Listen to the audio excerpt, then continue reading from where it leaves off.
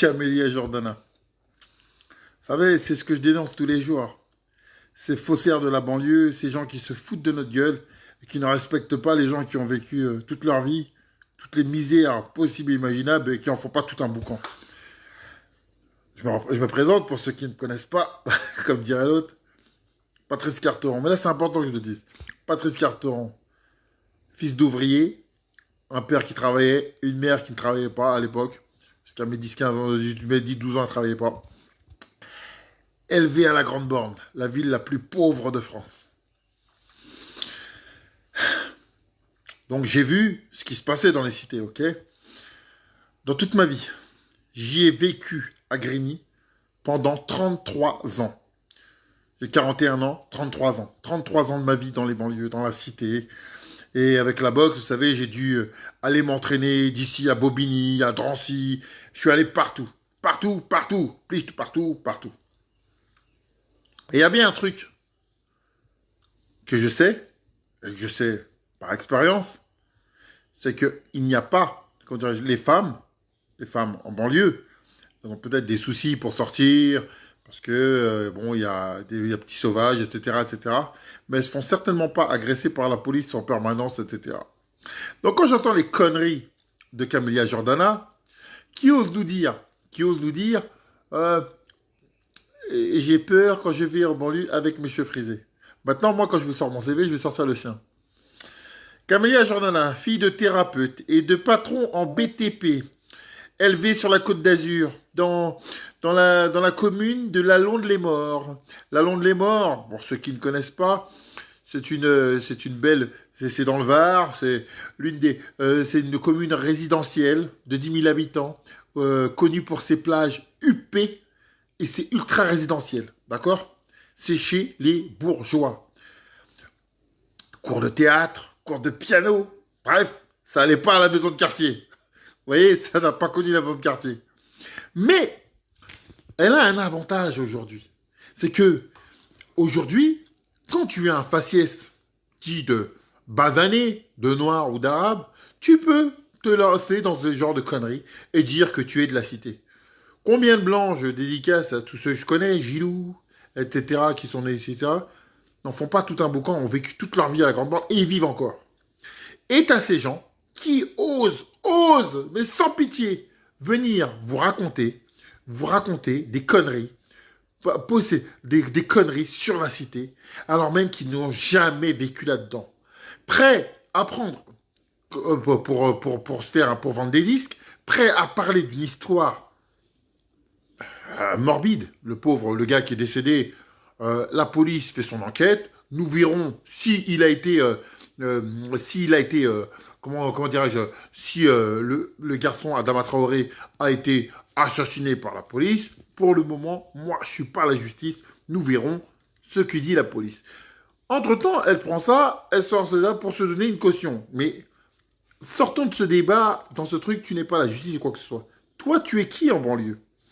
Donc, toi, tu connais quoi de la banlieue? Petite bourgeoise, je répète, de la Londe-les-Morts, qui a vécu de maman thérapeute, de papa patron dans le BTP, qui habitait dans une commune plus que ultra résidentielle, où il n'y a pas d'HLM. De quoi tu nous parles? Mais de quoi tu parles? Et j'avais un entraîneur qui était pas bon, je l'ai pas gardé longtemps d'ailleurs, mais qui a dit qu'une chose de vraie que j'ai gardée. Et je vais la répéter. C'est un grand philosophe. Plus t'es mytho, plus t'es beau. Et c'est pour ça que moi, dans la vie sportive, les gens ne comprennent pas en fait. C'est pour ça que j'ai organisé mes propres événements, parce qu'effectivement, je n'avais pas ma liberté de penser. Si j'étais un artiste ou un sportif qui travaille pour des gens, pour me faire aimer, j'aurais pu vous en rajouter des tonnes et des tonnes, vous raconter des histoires fantastiques sur la cité, vous dire que la police, dès que je sortais, elle m'agressait, que moi j'étais un gentil petit garçon, et que la police, elle me tirait par mes cheveux brisés. C'est catastrophique. Parce qu'il y en a qui ont fait un fonds de commerce. Vous savez, tel que Maxime Larf, l'enfant de Meudon-la-Forêt, ou Kassovitz, le petit bourgeois de Paris qui fume une cigarette et des trucs. Maintenant, alors, je demande à tous, s'il vous plaît, quand quand quelqu'un parle au nom des banlieues ou de quoi que ce soit, vous vérifiez qui est son père, qui est sa mère, et vous allez comprendre, ok? Et où elle a vécu. Alors là, vous savez, je vais pas parler de cours de... Mais ils osent tout, ces gens-là. Ils osent tout. Ils osent tout. Et franchement, je suis content que les gilets jaunes, quelque part, soient fait tabasser. Parce que ça montre que quelque part, la police, elle n'est pas plus gentille avec les Noirs que les Arabes et que les Blancs. Parce que c'était en majorité des Blancs qui allaient voir les gilets jaunes. Ça a prouvé. Mais malgré ça, je me disais, tiens, je les ai pas entendus, les pros de la victimisation, je les entendais pas à cette période-là. Quand tu voyais une blonde qui exprimait qu'elle souffrait, qu'elle avait 50 œufs. Une blonde, hein, bien blonde, avec les cheveux lisses, hein, Camélia, qui courait dans le magasin pour les faire en moins de 20 minutes parce qu'elle avait 50 euros pour faire sa semaine avec ses gosses. 50 euros pour faire sa semaine. Tu comprends? Donc toi, la petite bourgeoise de la Londe les Morts, aie un peu de respect pour ces gens qui vivent la vraie misère. Va faire ta comédie ailleurs. Arrête de faire ton petit business de saltimbanque pour vendre tes CD pourraves. De toute façon, tu t'en fous. Quoi qu'il arrive, il reste la résidence de papa et de maman. Donc, pour dire aux gens de pleurer, se victimiser et raconter des conneries du matin au soir.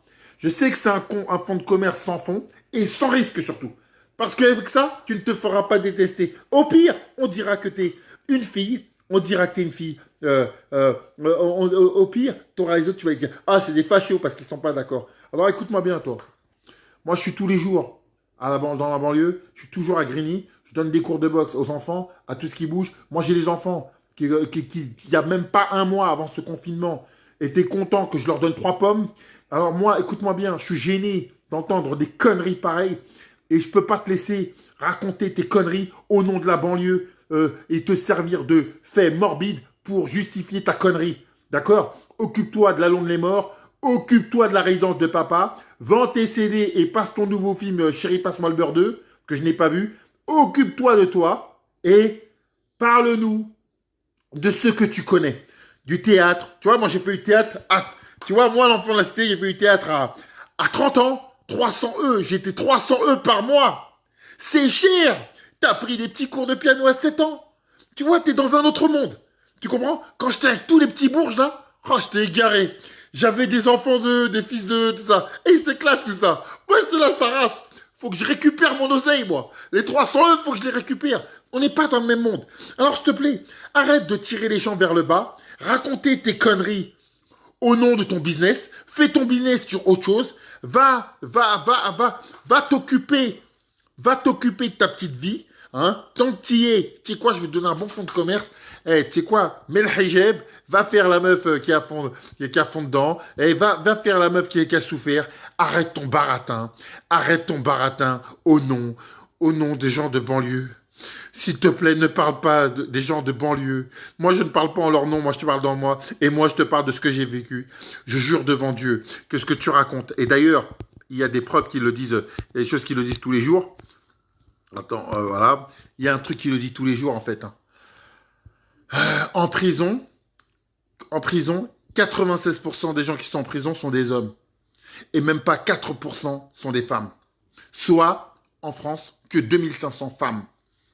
Ce qui veut dire que la délinquance féminine, il n'y en a pas tant que ça. À part les histoires de femmes, comment dirais-je, qu'est-ce que c'est de femmes qui butent leurs gosses, des trucs chelous, bon. Mais dans la grande majorité, les femmes ne sont absolument pas la cible de la délinquance. Donc, merci de ne plus parler au nom des banlieues. Occupe-toi de tes trucs. Merci Laurent Ruquier pour tes grands moments de solitude. D'ailleurs, c'est pour cette raison que je ne regarde pas ton émission, c'est pas possible. Ça se résume en un mot, connerie, et heureusement que ça s'arrête.